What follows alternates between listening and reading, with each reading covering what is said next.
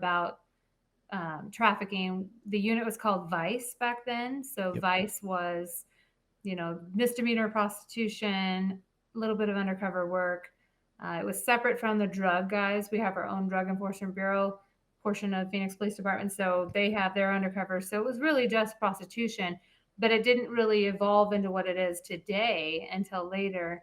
But I started doing like temporary shadows with them based on my time as a school resource officer. I would get the patrol car keys, go to the school, end my shift, return the patrol car. And one day going in, I saw this girl that was in the juvenile holding area that I knew when she was in seventh and eighth grade. And she's still a juvenile, but a little older at that day. And she was in trouble. I was like, "Why are you here?" you know, and she recognized me, and she was like, "Well, I'm in trouble for prostitution. My boyfriend and I are doing some stuff, and I'm trying to get money for him." And I was already a cop for like 6 7 years, and I really didn't know that world touched juveniles. Like, I had never thought about that. I So that was knew. Yeah. the light bulb moment. Yeah, I was like, what the hell? Yeah. How I are kids getting involved in this? I had kind of the same epiphany when I was been a part of a property crimes team for about 3 4 years, and I would always kind of look down on property crimes teams as a patrol officer. I'm like, that's you're just handling, that's boring.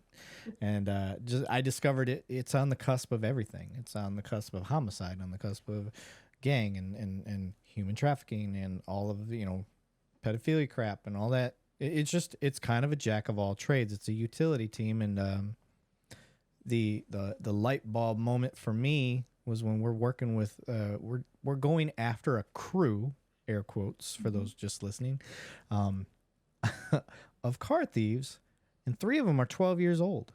Oh, wow. And I'm like, what in, like, I've heard of that, I guess, but I never really Yeah. bought it until here I am hunting down 12-year-olds that are Mm. stealing cars more proficiently than an adult.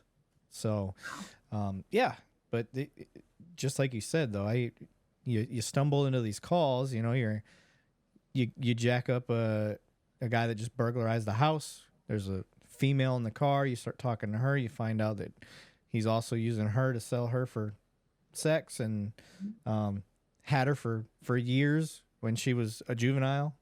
I mean, just these are the types of stories you start to hear, and Yep. you're like, what the fuck, really?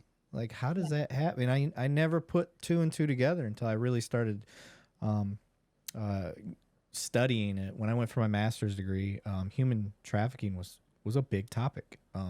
2016, 2017, and I learned a lot. And it wasn't even my focus.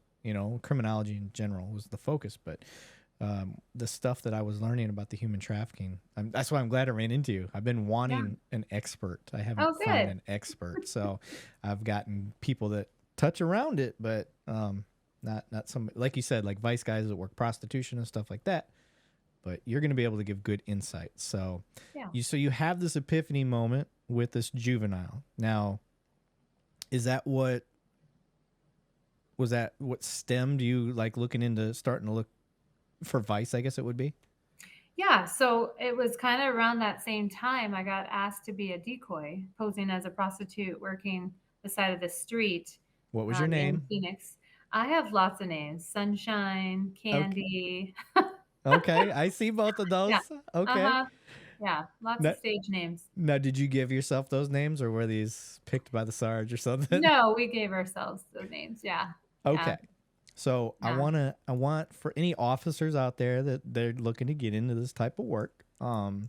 Where I'm at, they still very much do it, so that's pretty cool. But if there's anybody in civilians, if you're wondering how we do these types of investigations, one, if you're a person that goes out and buys prostitutes, you need to listen to this and don't do that crap. But for those that just wondering how this world works in law enforcement, so how did you even start training to go do this?